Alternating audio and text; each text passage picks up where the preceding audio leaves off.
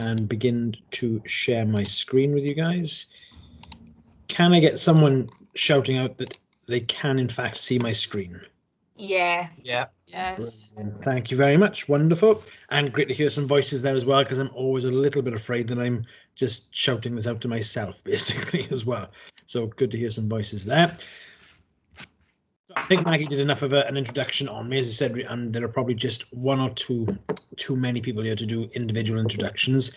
So what we'll be covering off today is some information about general feedback, largely about the language of that feedback and how to go about it, as part of what Maggie said there as well, to cover off what is necessary for the students, but also to make sure that they're getting something worthwhile and detailed out of this as well, but in a way that's efficient and effective for you as well. Then to go through the grade mark, I'd say sometimes people use the term grade mark, also Turnitin is quite used quite synonymously with that as well. So we'll go through the various elements of that. Some of these very basic, and I'm sure that everybody is using already, but I'll just teach everyone as if they're sucking eggs today, basically, and we'll move through the simpler parts as quickly as we possibly can. But again, complete Chatham House rules at all. If anyone feels uncertain, just shout out and we can go back over something.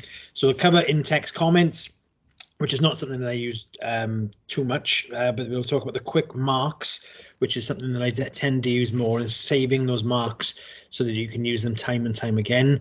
Also about a space for general comments, and I'll tell you a little bit about how I pull those general comments together very quickly at the end using the MS Dictate, which is the final point I have there. Also audio comments. I'm not sure whether everyone would be familiar. There is a function for audio comments. My only caveat with that is, depending on the cohort that you're teaching, I tend to teach, when I'm teaching, say, the level 4 business students, they're largely home students, and the audio comments generally work quite well. They're quite happy to listen to those. But where we have larger international cohorts, I think they can struggle to pick up some of the nuance and detail in those audio comments. So I tend to steer away from that. So slightly, it depends on who the audience is. And I think probably the greatest time-saving element is the rubric function that we'll go through shortly now as well. And that is basically the cumulative feedback you would have at the end of where people will write out in long form the feedback against the criteria that they've had in the generic criteria. And this is the thing that really seems to take up a lot of time. And I have heard staff in the past remark that they've written several 100,000 words in providing feedback. So hopefully the use of these rubric functions will assuage some of that. So before I really dive into the detail of it, particularly on those grade mark elements, is there anything there that is new to people, or am I going over old ground, but possibly in different detail? For me, it's kind of all new, really. I have had a brief training session and I have been part of some marking, but only once. So I've got to be honest, everything that you say is going to be valuable to me. Wonderful. Well, that's great. So if I'm preaching to just one in the choir, that will be helpful. Anybody else at all? Are any of these familiar or completely unfamiliar? I'm in the same boat. I have used Moodle quite a bit previously, but not so much, familiar with like the way that the marking is used. So again, me too. I will benefit from everything that you say. Fantastic. That's great. Wonderful. Okay, well, I'm glad now that's just increased that by 100%. So I'm at least teaching 2 people in this group, but hopefully there will be little bits and pieces that even if you are familiar with the functionality of Turnitin and grade mark, that you'll still pick up little elements anyway as well. So to begin at the beginning with the general feedback, you would have received some email material from Maggie, and that's the bedtime reading. I'm sure you'll all find riveting and interesting, but it is absolutely worthwhile working through these documents. But I won't overly labor it here, because I think that's something you'll probably benefit from more yourself, just working through the 3 documents that Maggie has sent across, which is the GA22, GA35 and 36. Now, it's all going to sound very jargony, I can imagine, but just take a look through each of those 3 documents, because largely what we're going to talk about in terms of the generality of providing feedback is making sure that the language that is used in providing that feedback is congruent with the generic feedback criteria. So we can say categorically to students, you are getting these particular marks because you have fallen within these bandings of the generic criteria.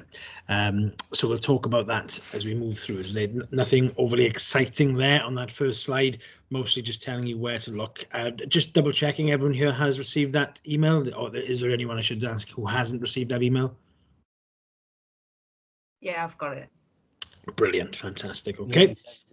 Brilliant. So yeah, that's just to give you an idea of the language that we're looking for in terms of feedback. So language of feedback actually is something that has cropped up as of late, and I suppose something worth bringing up as well, that it should be obviously helpful and supportive to the students, and we'll go through some of the major elements of that, but also as well remembering it needs to be professional, and that's not to cast aspersions against anyone on this call, but as I say, I've seen a few examples recently of feedback that has rankered with students because it is a little bit offhand and occasionally off colour as well. Now, I understand as academics there will be frustrating moments where you've told a student to do something in a particular way and that doesn't really land when they submit their final piece of work, but making sure that we do keep that language professional and constructive for students as well. But the main purpose of me showing you this slide is looking at that extract of the table there, is to make sure that the language that we are using is in line with these various criteria that we've set for the generic feedback. These actual elements here will come into the rubrics later on, but as you're going through the document and you're providing feedback, let's say on engagement with literature, make sure that you don't want to end up at the end and you've said excellent in terms of your Harvard referencing format and wide engagement with literature, and then end up having a satisfactory or a marginal fail. So it's making sure there's a level of consistency with the in-text feedback that you're providing and with that final score the students are getting as well. And again, as much to cover your own backs as anything else, but making sure there's a clear line between the advice being given to the student too. So I'd say really when giving feedback in its most general sense, there are three main considerations for us to have. One is what the student has done well. Now, invariably, even in quite poor pieces of work, there will be chinks of light and glimmers of hope there as well. So making sure we're demonstrating to students that there is something salvageable to their work, even if it isn't of the highest possible standard. There are normally small bits and pieces that you can say things are moving in the right direction. And also then that is being allotted to certain marks. So very often it's quite useful to go through the first, say, an introduction of an assignment and say, yes, this is moving in the right direction. It meets all the requirements of. So I have some fairly standardized quick marks that I use to basically suggest to students that, yes, this is what I expect from an executive summary, for instance, and it meets all the criteria for that, and a job well done. One, to encourage the students and to keep them engaged, but also that it's very clear to them then as to why they're having marks allotted for those particular actions that they're taking through their assignments. So make sure to say be positive and to tell them what they're doing well. Again, this is just the flip side of that, but very important to tell them where are they actually losing their marks to, and being clear about that in the general feedback function, which we'll talk about, and in those quick mark comments that are made as well. So rather than just saying in a perfunctory way that this is poor, it's always good to reiterate to the students that marks are being dropped for professionalism, marks are being dropped for analysis, and again using that language where perhaps if analysis is superficial, you can again reiterate that to the students, this analysis is superficial and you would have lost marks as a result of this. And it could be a matter of they've included a great number of citations, but the format of those Harvard citations are poor and not in line with university requirements. And then again, reiterating this is where you've lost marks. And again, both in the in-text citations and the in-text feedback, as well as the general feedback or possibly audio feedback as well. So what have they done good and where have they lost marks? And the final part of the general feedback of getting the message across to the students is that feed forward. Now, we often do get feed forward and feedback ourselves from external examiners about this in particular, that they're very keen to see more feed forward for students. So what is the constructive piece of advice that you can give to students to ensure that they're improving the quality of their work iteratively, one assignment at a time? Now, some of this might almost seem to be repetitive in the sense that if you've said poor referencing, that you would think that would hit home sufficiently with the students, but it is about providing them with that guidance that they need to actually enhance that in the future. So rather than simply saying this referencing is poor, you could, and say I have my own quick mark prepared for this. So Harvard referencing is poor, but please see the university's guidance on Harvard referencing found at the following link. And say that's not something you have to repeatedly type out time after time, but you're providing the students with a very clear sense of direction forward as to how they can actually engage with your feedback and improve in the future. I know very often a frustrating process. You'll feel that it'll fall on deaf ears, but absolutely some students will start to pick up on this over the fullness of time, and hopefully by the time they progress through their university journey, they'll start to take heed of these messages of feedback as well.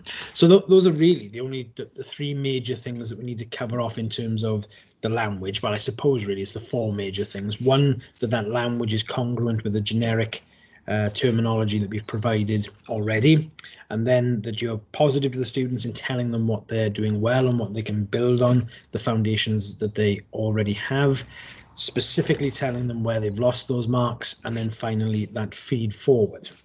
And I'm guessing largely to most people here who've done some form of marking in the past, this will feel very familiar, and I'm sure that most people are practicing this anyway, but I think it's important for us to just restate it and to reiterate and make sure we are reinforcing what we're hoping for and expecting from the marking to be completed. So the next part now really is for me to discuss Turnitin. And this is much more where the tips and tricks elements come in that we discussed on that first slide, in terms of making yourself a little bit more efficient and effective in providing that feedback to students. So generally, when we're looking at marking, and if we were to look at a 2,500 piece of work, 2,500 word piece of work, we wouldn't expect that to be taking much more than say 15 to 20 minutes. And that can sound quite daunting because ordinarily it can be very labor intense. But as you pick up some of these different skills and abilities, hopefully it will make that much more efficient and easier to make its way through. So I'm just going to pop out now of the Excel, of the PowerPoint, and I'm going to share with you another screen. Just a moment. So I'm going to share every screen except the one I need to. So I'm just checking. Is everyone still with me so far? Yeah. Excellent. Yes, Okay. Yeah. And everything generally making sense so far to everyone too? Yeah. There's always a concern when I'm in mid-flow that everyone may have left the room, for all I know, particularly when I'm behind the PowerPoint. So I'm glad everyone's still here in the first instance. I think we're all there. It can be an unnerving experience from time to time, can't it? So thank you very much for your patience all. So what I've got here, I've just taken a draft chapter from something that I've been looking at for my dissertation students, and basically to talk you through some of the functionality and how to navigate through this. Now, I'm not going to labor on anything at all related to plagiarism or similarity scores. This is literally just ways in which you can provide feedback. And as I'm going along, if anyone wants to shout up and say, yes, I do it this way, or I do it a slightly different way, more than happy to have that sort of iterative ongoing feedback, because again, it's about us all improving. And this is largely how I find for myself the quickest way to do things. But if anyone's got any suggestions at all as to how they do things that might even be more effective, efficient, please do make those contributions as well. So onto the feedback studio. I'm sure for most people will be reasonably familiar, at least, with this function here. Just when you click, and you'll see this sort of ellipsis of options appear. One that has for in-text or in-line rather feedback, and this would just be, for instance, good job. So simple in exactly the same way if you were scribbling on a script of paper. The only way to do this is to type this information out yourself repeatedly. This isn't something that I do very often at all, in truth. Because I find it just slightly too labor intensive, but some people prefer to see that the feedback that they've provided. Far more to do with the academics having a preference for this rather than students. The students seem to be quite happy to navigate the quick mark element again, which generally is much more functional, much quicker, and much easier to use. So that's your simple inline. Now the next two options you have here is to have a quick mark or to make a comment. So the quick marks are very, very handy. So we have something here like citation needed, which is something I found myself using an awfully lot lately, having marked a lot of literature reviews. And this is just literally a matter of clicking this and dragging and dropping. Just so happens now that my laptop is frozen for some reason. Typical of a technical demonstration. This is almost bound to happen, wasn't it? Bear with me. Maybe I can delete it. The gist of this being, and hopefully my laptop will come back to life as I provide some commentary around this, is that a simple drag and drop function or click on the screen and that option becomes available. And what it will also generally have is a description in this box here, which for some reason, again, it doesn't seem to have. Bear with me a moment in the hope that this comes back alive. Sorry guys, can I just interject quickly? Yes, please do. Do you have to create those comments yourself, or is there already a list of them already available? So there is a list of these already available. So if you were to click here, there are quick mark sets. So some of these will be things like commonly used quick mark sets. So you can either click actually on the page itself, or you can click on this little icon here and it will bring up a series of quick marks. So this series of quick marks here are just commonly used ones in the broadest possible sense. So this will be ones that are just academics have picked up and that Turnitin have actually created these lists. So if, for instance, there was old references, you would drag and drop and that would pop up there. If the students to click on that, then they have far more detail as to what that's actually about. So we have ready-made ones, but I suppose really what you'll find, particularly for those of you who are marking quite discipline-specific elements of work, that you're going to have to develop your own. Obviously, you'll be able to use simple things like delete, copy and paste, or clunky, cumbersome language, or citation needed, etc. Those will all be there as part of that commonly used, but you can build up your own bank of these as well. So I've got my own here as GH Commons or Gareth Hughes Common. Things that I have found will pop up for certain branches of work that I will mark. So if I'm marking particularly dissertations, this bank of quick marks will be really helpful for me. So if I think consistently students are starting a new section or a new chapter in the middle of a page, I'll just drag and drop that over there. And again, that one's fairly self-explanatory. I find very, very often that page numbers are wrong, or there's missing words, or third person language is a very, very common one we have. So if they were to drag and drop that one over, I've also got some small commentary here saying stick with third person and neutral language, avoid I, me, we, us, etc. So again, very simple, just to drag and drop. You can build these up the way that you do actually build these up. So if I was to go to comment and click comment, and I wanted to say test comment for the purpose of training.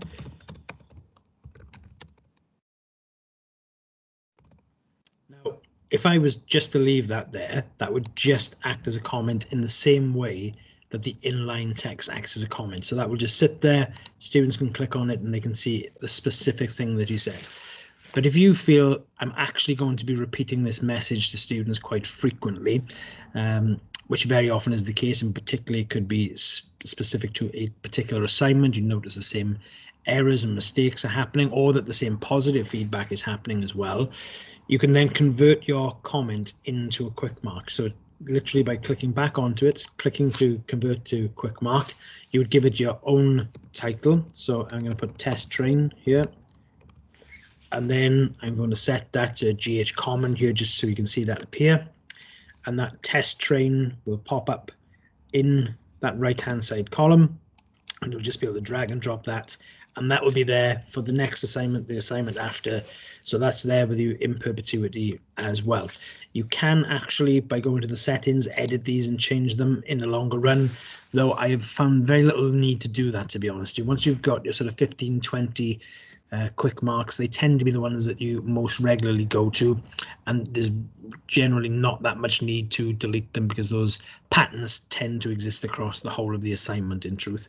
So that generally speeds things up a great deal. Plus you're able to provide so much more detail for the students as well. So if I show you one here, possibly common,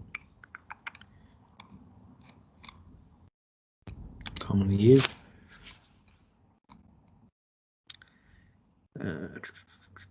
Bear with me just a second, folks. So Harvard referencing is one I use quite frequently. But you can also, actually, I'm telling a lie, that's the wrong one. But the point being as well, you could put links in there to the university's referencing guide, so it becomes much more practical and usable feedback for the student as well.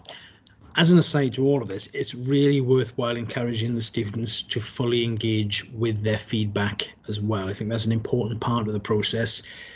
A lot of work goes into this, even though this will speed it up significantly. You need to make sure that the students are actually reading this in order to get the benefit from it, so that they know that it isn't just an issue of their referencing is poor, but that feed forward element of being able to go through, check the university's information on referencing, that they have a sense of personal responsibility to engage with that process as well.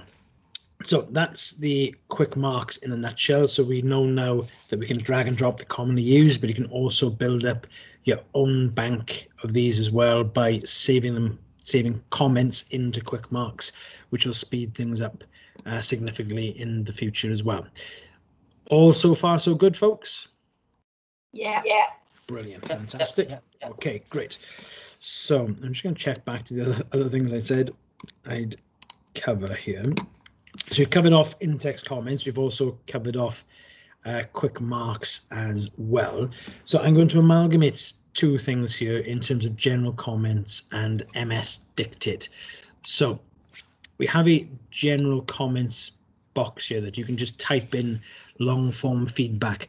And this is very often where I tend to utilize a lot of that feed forward information. So make sure you're doing X in the future, make sure you're doing Y in the future, and providing more depth and detail to it, and something far more long form and detailed for the student, and generally much more personalized feedback as well.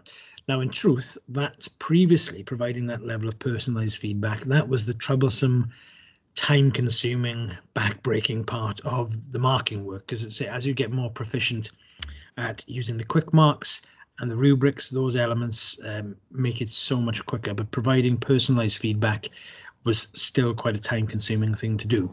So I'd moved to using this feedback summary, the general comment box. But what I had done to speed this up was to utilize the Microsoft Dictate function. Is anyone familiar with that at all? No. Okay, right. So this I have found to be something of a game changer for me in so many different aspects of work, from writing longer form emails to drafting up papers that I'm writing to providing feedback. So I think it's something that hopefully will prove useful to everybody. So in tandem with having this, I keep a Word document open. So it'll just be document 1 here. So if I want to provide feedback to the student that is long form, I will hit the dictate button here. And then I'll start providing my long form feedback by saying, you need to look at the university's guide on Harvard referencing, full stop. It would also be a good idea to engage with this particular textbook or that particular textbook, full stop. And you can see the level of accuracy is actually quite impressive. And I can talk, I think, 7 times faster than I can type. So this will actually speed up the depth of feedback you're able to provide to people. And what have I been talking maybe for 10, 15 seconds here? If I'm going to hit stop, I've managed to write 100 words of feedback in a matter of moments. And then it would just be a matter, it'd just be a matter as I make a mistake, just be a matter of cutting that and popping that in that text comment box. So it makes things so much quicker. That function is inbuilt to your emails as well, if anybody does want to use that function too. And say it's just a generally very handy thing. My one finger typing is not that quick and is largely part of the reason I wasn't overly efficient at this in the first instance. So as long as you speak reasonably clearly, it's going to pick you up. and you can just copy and paste that long form information across then. So the student is getting something incredibly detailed, things that would normally take, as I say, 7 times longer.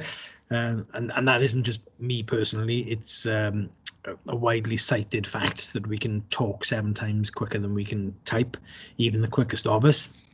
So it actually speeds things up enormously and takes a lot of the head work out of it as well. So I hope that's been a helpful sort of tip and trick for everybody. There is another function that you can use as well, and I think I mentioned at the very beginning of this session that it's something I use for our home students because, one, I speak reasonably quickly, and we have a large number of international students, particularly from China, who join us for their 3rd year, and my diction, pronunciation, accent isn't something that works particularly well for them. It is quite difficult to understand, so I find that providing them with text feedback is much more effective, and you may have cohorts that feel the same. But if you do have native speaking English, then you can also add a voice comment, and this is just something that more than anything else provides a little bit of your own personality in it. If you've got good relationships with those students, they generally connect quite well to the voice comment, and that is just simply above that there, and it allows you for up to 3 minutes to record your feedback, which is actually quite a long time, and there's this precious little need to provide them with 3 minutes of full feedback.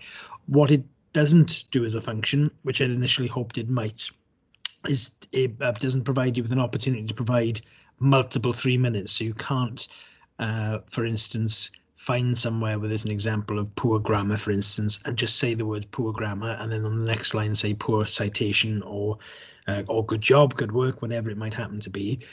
You can only provide a summative piece of feedback at the end of that process. But again, it's just a simple matter of hitting that button. We'll ask you to use your microphone, and then you'll see here that it's recording as we speak now, and that little clock on the right hand side will running, so you know then that it is recording. You can obviously delete this and re-record as well if you don't feel that it's actually capturing what you want to say. But again, just a very quick way to do summative feedback at the end.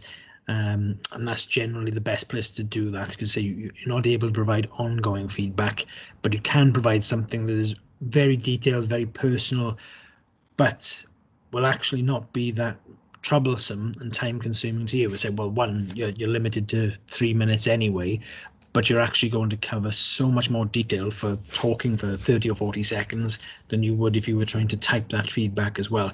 And again, I think it's important that it does actually land quite well with a certain group of students. So some of this is horses for courses in that sense as well. And all you would do is hit the stop button, and then you would save that, which would just take a few moments, and the student would be able to play that back. I'm not sure whether you'd be able to hear that now.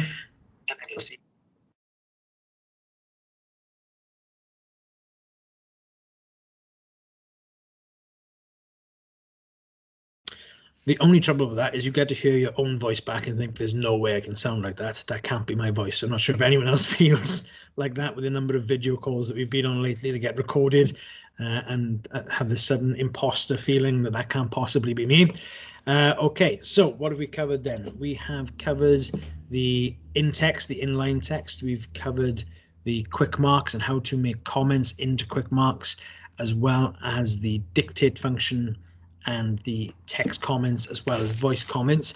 Before I move on to anything else, one, I just want to make sure everyone's still with me. Yeah, still here. Yeah. Right, superb. And as well, any questions to date? Nope. Well, that's all making pretty good sense to me. Grand, good. Gareth, just a Yes. quick one. I've got the Turnitin up on my screen now. Can you just quickly show me how to get that voice note back up on Turnitin? Yes. Yes. So what you'd have to do, you probably can see this line of icons here. So if you click the pencil where it says feedback summary, and that will bring up the voice comment box just at the top. Yeah, okay. Right, super, brilliant. Okay, so what have I said I'll discuss next? Right, okay, so we've covered off general comments, audio comments, and Microsoft Dictate. The final thing to go through is the rubrics. Now, I think this is probably the godsend of it all, really, the thing that speeds up the very challenging part at the end of the feedback. So I'd imagine that most people are quite familiar with these feedback sheets, yes? Yes, no? Right, Yeah. okay.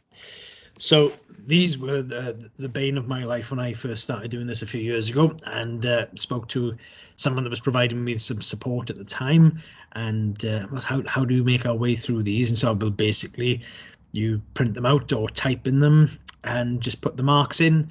And I was finding that this was taking me an inordinate amount of time. Even if I could mark the scripts at a reasonable pace, I was finding the typing in messages specific to the students that was in line with the language of the generic criteria as required was proving to be incredibly time consuming. Is this generally how everyone is doing this at the moment? Yeah, that's how we did it last time we went through them. Right, and how did you find that as a process? I'll be honest with you, it's not the most funnest. It's very time consuming. That's the key thing, isn't it? Yeah. I've done it myself and I find it very time consuming. It is very, very time consuming. It's a drag, and part of it as well becomes an issue. You know, it's repetitive. Yeah. So it becomes all that more wearing on people that they got to keep repeating the same messages all of the time. So there's a way of speeding this up inordinately while still giving, well, in fact, probably giving the student more detail than they would have previously had as well. So I think there's some double benefit to this, really. Sorry, can you apply that form in Turnitin then? So following the generic structure on that form, can you not provide the feedback within the text comments? Yes. Instead of putting it in Turnitin and then doing it in the format? Yes, yeah, absolutely. And what we're about to go through now will hopefully make that even slicker and more seamless as well. And we'll take out any sort of manual input of that information. So there's two ways about this, really, or two ways that I've found about it. One is through a rubric, and the other is through a grade sheet. So this is really depending on how you want to operate with this. So you'll notice on the, sorry, bear with me a second. You'll notice on that marking sheet there, we've got marks for engagement with literature skills, knowledge and understanding, cognitive and intellectual skills, practical and application skills, and transferable skills for life and professional practice. Now, I've recreated these, and I'll show you how to create the rubrics in the marking sheet shortly as well. But just to show you, once you have created it, the amount of time this will actually save you. So we're talking about how that language has to mirror exactly what's in the generic criteria. So we've got here what those generic criteria are. So we've got the marks between 0, 29, 30, 39, etc., all the way up to 100%. And each of them falls into a different category from fail, marginal fail, satisfactory, good, very good, excellent, and exceptional. So if you know, for instance, that the literature review was of an exceptional standard, and you know that knowledge was more of a, as I say, as you drag this along, you'll see the criteria it falls into, but the knowledge was of a good standard, good enough to pass. Their analysis, for instance, was very good. Their practical, on the other hand, was a marginal fail. None of this seems particularly realistic, but it's mostly to demonstrate how the functionality works. And their transferable skills was somewhere in the middle at a good pass, let's say. So now you've got all of these different criteria that and if you just drag this up, then all of the information has been taken from there, is now provided to the student as direct feedback. So they know that for their, if I start at the very top of this rather,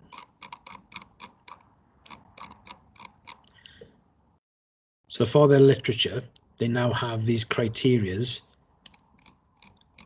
that will actually come up in the rubric. So they can go, well, I know exactly where I am within that rubric. So again, just speeding up that practice that bit quicker as well. With this, I would say the slight downside to doing it this way is that the student is only getting mark ranges. Okay, so they know that they scored between 60 and 69 here, and they scored between 50 and 59, but they don't know exactly the mark that they've got. You would still enter that mark up here. So let's say ultimately this mark might be, say, 54 or whatever. But then what you would want to do is to put that somewhere in their text comment boxes to let them know what their mark was made up of. So that's one way of doing things, and this I've seen students respond very well to this. But there is another way as well, which is more specific in the terms of the mark, but slightly more time consuming potentially in terms of the tutor marking the work. So rather than a rubric, we can use a grade sheet. So I should be able to go to settings. So I'd unassign this and delete it. So that would come away from there. And I would just assign then, I would go to my library. So you can see here that I've got one different. So for my MBAs, MBA scoring, annotated bibliography, I've got a training grading sheet, which I set up for today. So you can see you can build up a bank of these that you can just drop in as and when. So this one now I'll assign. I'll also show you how to build these very briefly later as well. But actually, that hasn't saved. Oh yes, it has. Sorry. So you can see that the criterion here are exactly the same. So engagement with literature, knowledge and understanding, and a brief explanation for each of these to the students as to what they're for. So if I was to, I've assigned this now in this bottom left-hand corner. I'll just close this down. So what we have now is a grading sheet. So you'll get much more. I'll just delete the 54 there. You'll get much more granular. So let's say there's a potential 20 marks available for each. So, and they score 10, 11, 9, 14, and 10. And that will, and by some miracle, that's come out as 54. Let me just show you that does change, actually, because that does seem too coincidental. So if I said that came out as 13, 57. So you can see that adds that up for you. Now, what I would tend to do here, sometimes if I'm feeling that I want to double check my maths and I've got a lot of these to get through, this is sometimes the approach I take, just because it says getting the calculator out and working out the mark. So I'll use the grade sheet for that. But then what I will do, having the rubric to hand, the generic criteria to hand rather, I would just have these side by side. What I will tend to do with these as well, if I'm not fancying doing the mental arithmetic or getting the calculator out, I will mark all of these with the marks that I feel are appropriate, and then I will tend to go back through and batch them later on. So knowing then, so let's say that mark there was basically going to fall within that category there of 50 to 59. I would simply copy and paste. Say simply as I make another error. Copy and paste and put that in the comment there. So really, it's down to you which you find quicker and which you find more valuable. So you'd either have the full feedback done automatically, and you provide then a short crib note on how their marks are made up, or you would go through, punch in the marks that you thought the student was deserving of, and go back through then and make sure that they had the feedback that followed up from that using the generic criteria. As I say, if I have a large batch of marking to do, and generally I will find this way for me personally a little bit quicker to go through, but this is entirely down to people's own personal preferences really, and how they manage that. And just as a final note then, that you would need to hit apply to grade, and that would pop up there to sort of formalize that mark. What I will go through very quickly as well is how to develop your own. So again, very, very simple. You would go to the settings. So there's just that little wheel, as you can see in the top right hand corner there, and there's a button for creating a new rubric or creating a new grading form. So create new rubric. The one that you can create rubrics with scales and percentages, but I'm personally not a big fan of this. Now, obviously, if you wanted to know more about it, that's not a problem at all. But you end up with mark ranges that develop marks for you. So it's harder to put specific marks in for students because you just get to give it a range, whether it fell in that fail, pass, marginal fail, etc. So you can end up with marks sometimes that feel unrepresentative of what the student's actually done. So I don't tend to use the standard scoring. I tend to use the one we've just seen now, which is qualitative, because both the standard and the custom involve percentage scales that say don't always, to my mind, accurately represent what the student has done. So you would just select the qualitative, and then you would basically add in sufficient columns here. So empty scale, and the first time you do it, it is painful and slow. There's no way around that, unfortunately, or no way that I'm aware of. And you would copy and paste the various criteria. So let me just show you what I would have done. I would have, bear with me, I would have taken the fail criteria here, fail, and I would have probably, for my own sense check, put 0 to 29. That criterion there would be literature. And then I would just simply copy and paste that element there and just work my way through and copy and paste all of that information in. Now, that is a job that will probably take 20 minutes. That is not a fun job, but once you've done it once for 20 minutes, that information is there in perpetuity. Then you would give it a name here as well in this top left hand corner.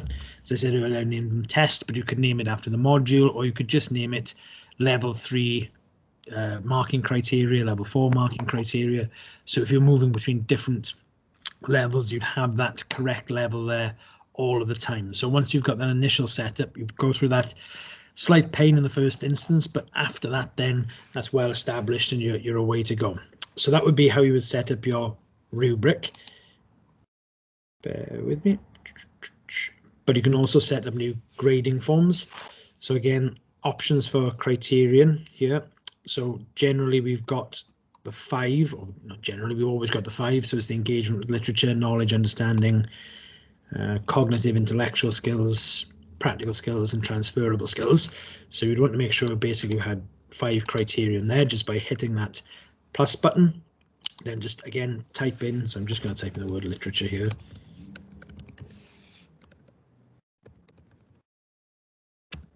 Spelling is awful, forget my spelling at the moment, and just blah blah or bal. Okay, so that is basically how you would create that, and those descriptions I take from the information that's held underneath here. So if we're talking about engagement with literature, I would typically just copy and paste that and put that information in there so the student's got a point of reference. And then, so I'll just close that down. You would, why is that there? Right, okay. You would save that, and you would save it under that particular name. But what you would have to do at the very beginning is to make sure to attach it to the assignment. So when you do attach it to the assignment, it will attach to all other assignments that are on that particular Moodle Turnitin link. So it won't attach it to anything else you're teaching on, but just that one particular one. So I'm going to close this. So just again to show you the transition between one and the other. So this is now a grading sheet, but it isn't attached. So what I'd want, go to my library, and I'd want to attach, bear with me just a moment. I want to attach my rubric, let's say. So I want to attach this particular rubric, click yes, and then attach to assignment, confirm. And then you would just close that, and then this one here would appear for you. So very simple, very straightforward. And again, hopefully we'll save an inordinate amount of time for everybody. So I just want to recap to myself as much as anything else that we've covered the inline comments, the quick marks, general comments, audio, rubrics, and dictate, particularly the rubric one there. Was that simple and straightforward for everyone? Does that all make sense? Yeah, that was great. Brilliant, grand. What I will do, I'll stop sharing my screen for a moment. Gareth, I've got to go into a staff meeting with Jonathan at 2:30. Do you mind if I off now, because I can hear myself echo? That's horrible.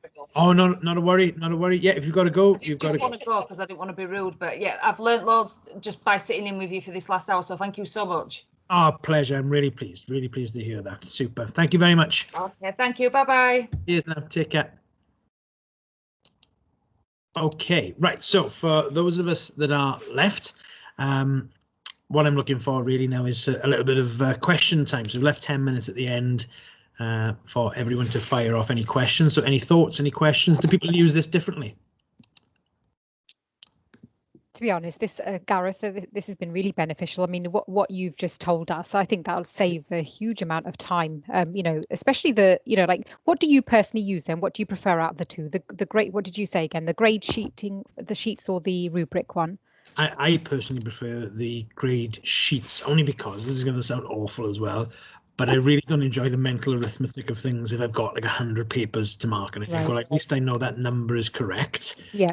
And the way I do it, and this may not be efficient, but it feels more comfortable, is I will go through all of the papers, mark all of the papers, and I know firmly I've got a mark for all of those students in place.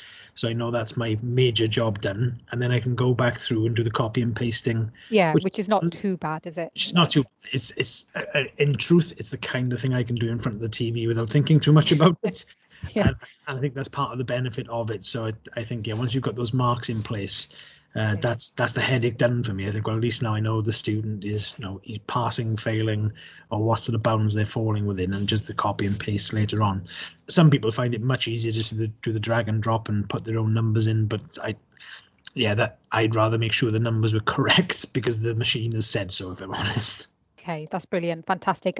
I'm sorry, I've got teaching commitments at 2:30 as well, so I'm going to have to go. But you've covered everything, and thank you. That was a fantastic session. Definitely something that I will, go back and apply. So thank you very much. Wonderful, my pleasure. Have a good day. Take care. Thank you. Take care. Yes. Bye bye. Oh, I've got some hands up. Sorry, I'd missed the hands up. I can see there's a hands up from Lindsay Hooper. So I was just going to quickly ask, say for example, I'm marking for my module and I put in one of these grade sheets and I create that for myself. Does it not automatically transfer for the whole module for other people, or I don't know if I've missed something there? No. So those will, once you put that first rubric or grade sheet onto the first paper you're going to mark, it will apply that grade sheet to the other students, as in it'll be available to the other students for you to populate, but it won't make changes for anybody else. It'll just be on the ones that you're marking. Okay, no problem. Super. Thank you, Lindsay. Thank you. I have a question from Jonathan as well. Hi, Gar. Just wondering, because in my module, I'm teaching level 3/4 study skills as a portfolio. Now, in that instance, there's so many different activities which encompassed in the portfolio. Do I have to go through this process for every single piece of activity, or can I just call it, like, give 1 mark for the entire portfolio as a whole instead of individual activities? Do you get what I mean? Okay, so can you run me through that again? So basically, I teach study skills in care. So it's a portfolio for first year students, and within the portfolio, there's numerous activities which they have to complete. Right. Now, I'm just wondering, do I have to go through this grade mark for every single activity that they do, or whether I cannot do it at the end and mark the portfolio as a whole?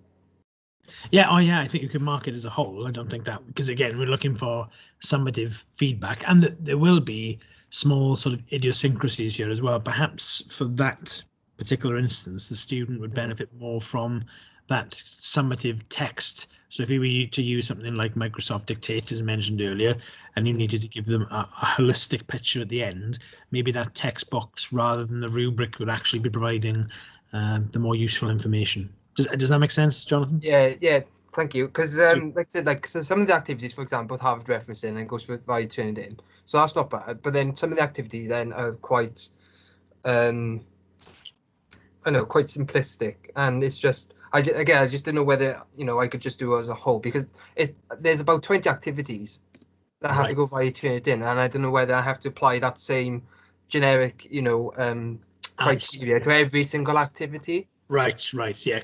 Well, that would be, I'd imagine, incredibly labour intensive. Yeah, I got 20 students, 20 activities just for Turnitin alone, and it's just like.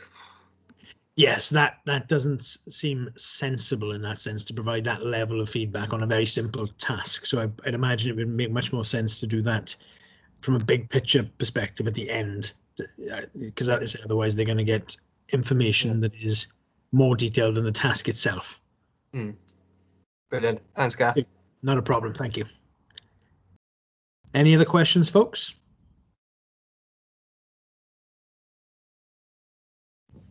No, all good. Thanks from me. Super wonderful. Okay, well, we've managed to wrap this up with about 5 minutes to spare. So, oh no, we have another question.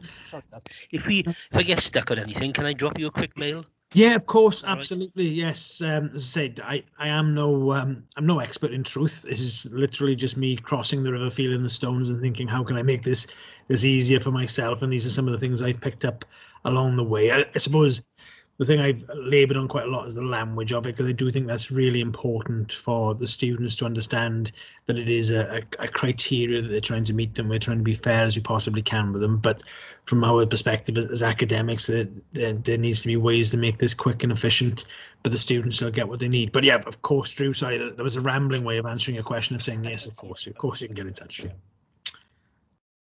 Super. Okay, right. Gareth, Andrew, how are you, Andrew? not so bad, good self. As you know, we have two sets of standards, particularly like that we've got the university one, and as you know, we map against the ILM, Yes. which is a national standard, and their focus is not on generic graduation, graduate skills, which is this is what it's about. It's very specific on the topics of the modules that we deliver. Right. I think one thing I thought was quite useful is that we can actually make that generic, as you've shown us do the generic stuff, and maybe with the comments at the end where we're actually dictating them, that would be fine-tuning it in for the actual content of the module, the topic. So I think that's pretty good. We've also got another set of challenges with regards to second marking. They call it internal quality assurance from outside, and it's a bit more than second marking.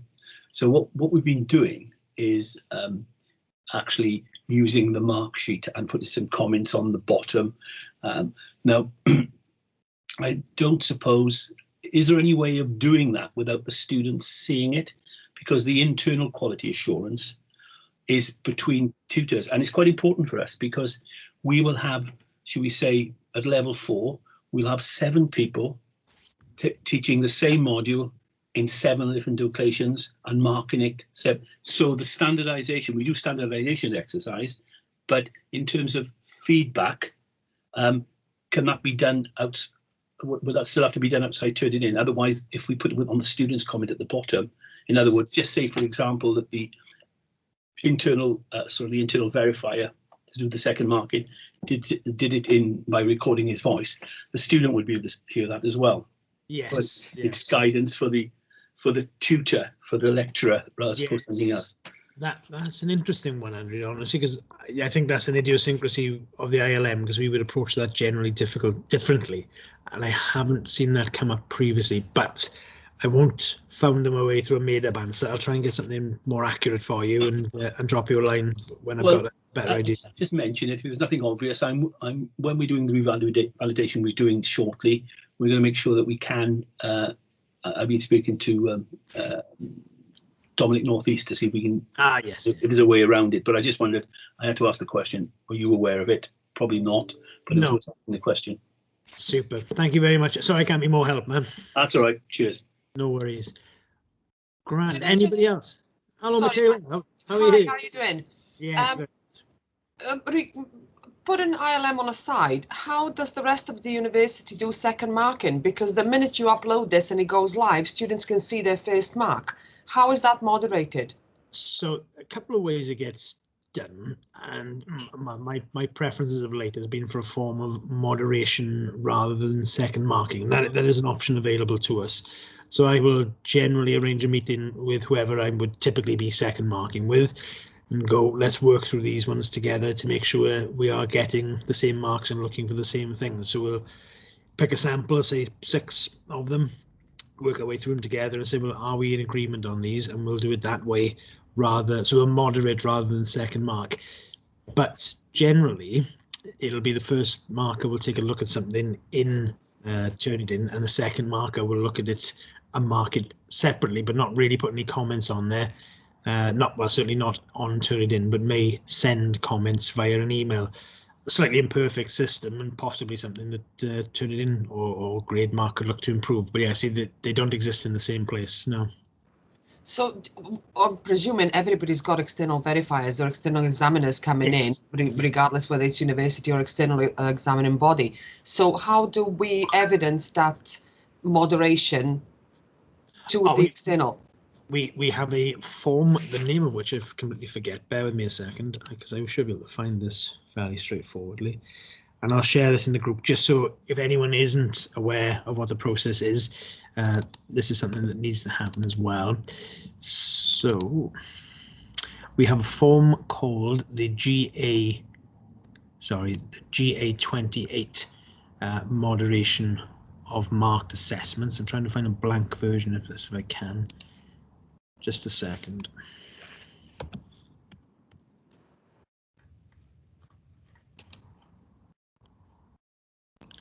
Okay, right. What I will do, I'll share in the chat function. No problem. Oops, sorry. I'm moving between lots of different things here all of a sudden for some reason. Bear with me. There's a link I'll send here. And hopefully, yeah, that should be with everyone in the chat now. So that's the moderation form, and there's some instruction there on the process that needs to be completed as well. So if anybody needs to pick that up, that's now in the chat. So you can come back into the meeting and pick that up at a later point, or you should be able to open it in the right-hand column as well if need be. Does that help, Michaela? Yes, it does. Can't open it, but it does. Does it not open it? I don't know if it's just me.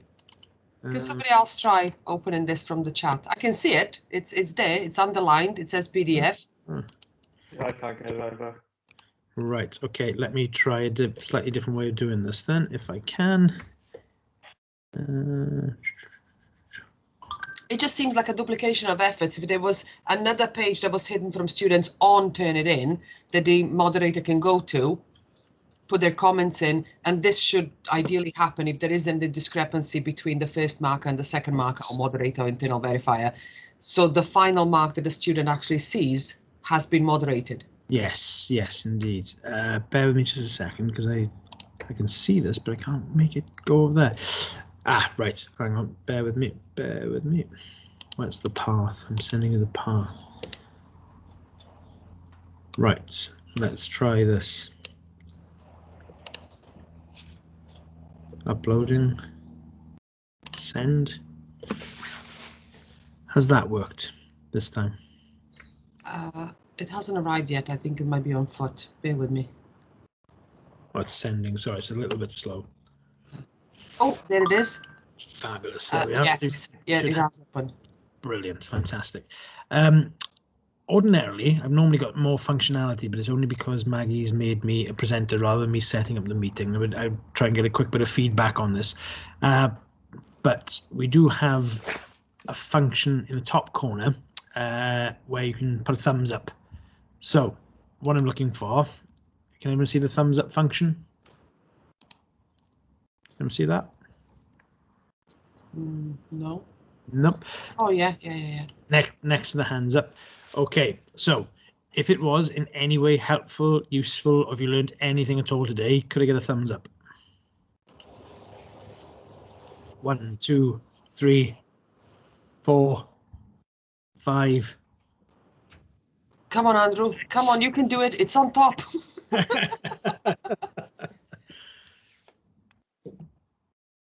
Oh, right. Well, I'll take 6 thumbs up as okay. That would satisfy my ego at the very least. But thank you very much all for taking part. And if you do have any questions at all, obviously, yeah, just drop me an email, which is just gareth.hughes@uwtsd.ac.uk. Or if you want to drop me a line on Teams, well done, Andrew, for getting the thumbs up in as well. Full house. But yeah, anything at all I can do to be helpful or supportive, please just give me a shout and we can pick it up from there. But other than that, guys, I hope everyone's safe, well, taking care of themselves. Hope there's a jab in your future as well, and we can all get back out to being normal and enjoying ourselves. But thank you very much for your time this afternoon. Thank you, Gareth. Cheers, Gareth. Bye. Appreciate it. Bye. Bye. Bye.